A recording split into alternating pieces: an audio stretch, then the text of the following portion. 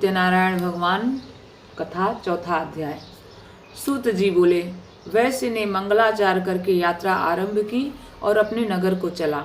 उनके थोड़ी दूर निकलने पर दंडी वेशधारी सत्यनारायण ने उनसे पूछा, हे साधु, तेरी नाव में क्या है? अभिमानी बड़ी खस्ता हुआ बोला, हे दंडी, आप क्यों पूछते हो? क्या धन लेने की इच्छा है? मेरी नाव में तो बेल और पत्ते भरे हैं। वैश्य का कठोर वचन सुनकर भगवान ने कहा, तुम्हारा वचन सत्य हो। दंडी ऐसा कहकर वहां से दूर चले गए और कुछ दूर जाकर समुद्र के किनारे बैठ गए। दंडी के जाने पर वैश्य ने नित्य क्रिया करने के बाद नाव को ऊंची उठी देखकर अचंभा किया और नाव में बेल पत्ते आदि देखकर मूर्छित हो जमीन पर गिर पड़ा। फिर मूर्छा खुलने पर अत्यंत शोक प्रकट करने लगा।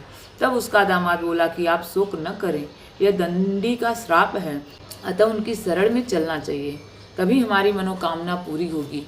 दामाद के वचन सुनकर साधु वणिक दंडी के पास पहुंचा और अत्यंत भक्ति भाव से नमस्कार करके बोला, हे भगवान, आपकी माया से मोहित ब्रह्मा आदि भी आपके रूप को नहीं जानते, तब मैं अज्ञानी कैसे जान सकता हूँ? आप प्रसन्न होइए, मैं सामर्थ्य के अनुसार आपकी पूजा करूँगा। मेरी रक्षा करो और पहले के समान नौका में धन भर दो। उसके भक्ति युक्त वचन सुनकर भगवान प्रसन्न हो उसकी इच्छानुसार वर देकर अंतर ध्यान हो गए। तब उन्होंने नाव पर आकर देखा कि नाव धन से परिपूर्ण है। फिर वह भगवान सत्यनारायण का पूजन कर साथियों सहित अपने नगर को चला। जब अपने नगर के निकट पहुंचा तब दूत को घर भेजा। दूत ने साधु के घर जा उसकी स्त्री को नमस्कार कर कहा कि साधु अपने दामाद सहित इस नगर के समीप आ गए हैं।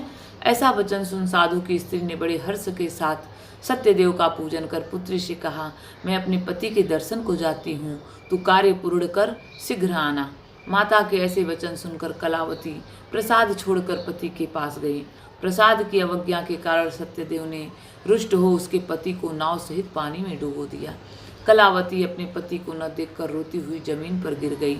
इस तरह नौका को डूबा हुआ था कन्या को रोता हुआ देख साधु दुखित हो बोला, हे प्रभु, मुझसे या मेरे परिवार से जो भूल हुई है उसे क्षमा करो। उसके दीन वचन सुनकर सत्यदेव प्रसन्न हो गए और आकाशवाणी हुई, हे साधु, तेरी कन्या मेरे प्रसाद को छोड़ कर आई है, इसलिए उसका पति अदृश्य हुआ है। यदि वह घर जाकर प्रसाद खाकर लौटे तो इसे पति अवश्य मिलेगा। ऐसी आकाशवाणी सुनकर कलावती ने घर पहुंचकर प्रसाद खाया और फिर आकर पति के दर्शन किए। तत्पश्चात साधु ने बंधु बांधवों सहित सत्यदेव का विधि पूर्वक पूजन किया। उस दिन से वह प्रत्येक पूर्णमासी को सत्यनारायण भगवान का पूजन एवं कथा करने लगा।